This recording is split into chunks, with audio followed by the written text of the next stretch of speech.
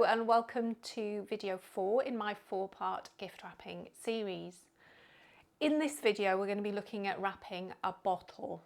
Now I know it's always tempting to just grab the nearest bottle bag, but there are things that you can do very easily to wrap a bottle. Now everybody is still going to know that it's a bottle, but it will look a little bit different and a little bit more special than putting it into a bottle bag. So I have my bottle of Prosecco here. Obviously there are larger sizes available, and we're going to be using a flexible material. This is the linen effect tablecloth that I like to use for more unusual shapes, bottles, round items, that sort of thing. You can also use tissue paper to do this. You can use cellophane to do this. You can use tissue paper and cellophane together. All work really, really well. And the one thing to remember before you even start trying to do this method is to have a piece of ribbon pre-cut, ready to tie round the top of your bottle.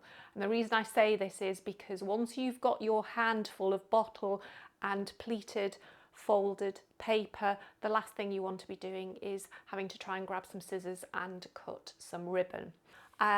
It can be any type of ribbon, anything from, this is just a nice double-sided satin.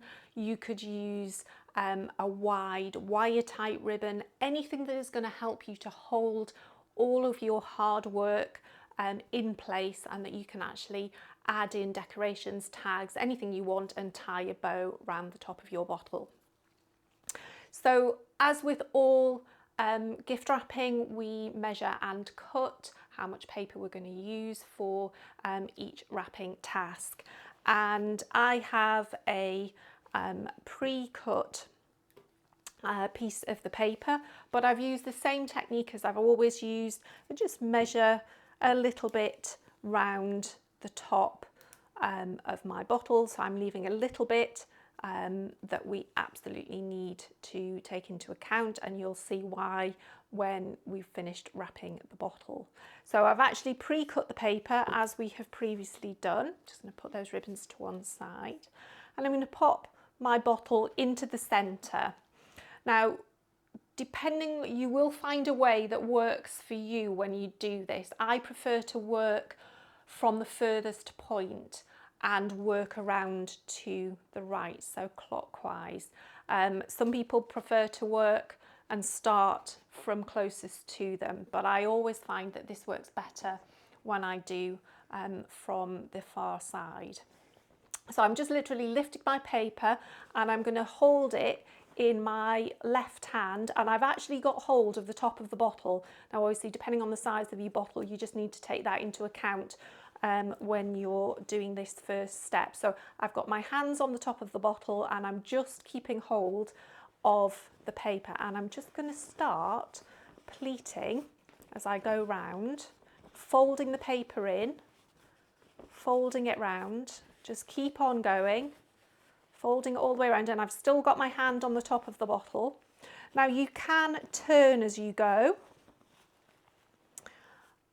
I find it easier to actually change hands, and again you will find a way that works for you, and continue just to pleat and fold the paper as you go round.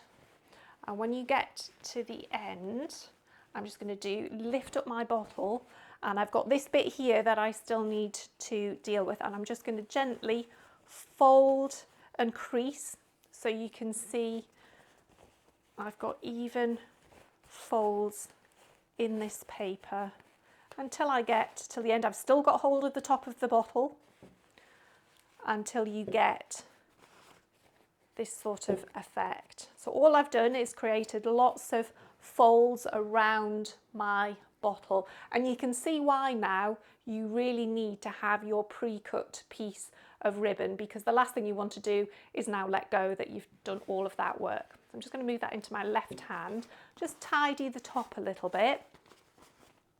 And this was my piece of ribbon.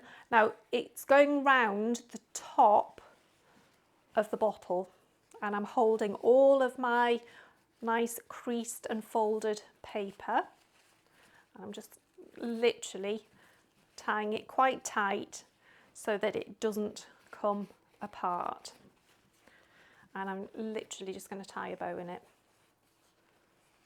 just to hold it all. Now it might not be the lengths quite right yet because you've got a little bit of extra work to do before you're finished. I'm just going to tidy. So if you think about a pineapple and what a pineapple looks like, if you want to, you can trim the top of this section here. Depending on how bulbous your bottle is as well, you'll know how much the folds actually figure out and work out there. If you're not happy with them, you can continue to just make them a little bit neater as you go around and finish it. I'll just get those folds in place.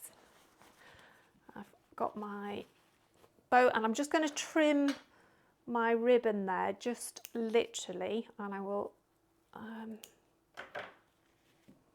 so you end up with your bow. Now before you tie your bow, you can actually put in extra decorations. A lot of people, they like to put in a label, or if you've got some costume jewellery, you can tie bits of costume jewellery in just to give it a little added dimension. One thing I should say when you are doing this, it is very easy for the bottle to move as you're bringing the paper up and folding it. If that happens, just put a little bit of your double-sided tape onto the bottom of the bottom of the bottle, and it will just stay in position while you do it. It's particularly noticeable if you go the cello route because the cellophane will move around on your table. But you've got a slightly different way of presenting a bottle to somebody.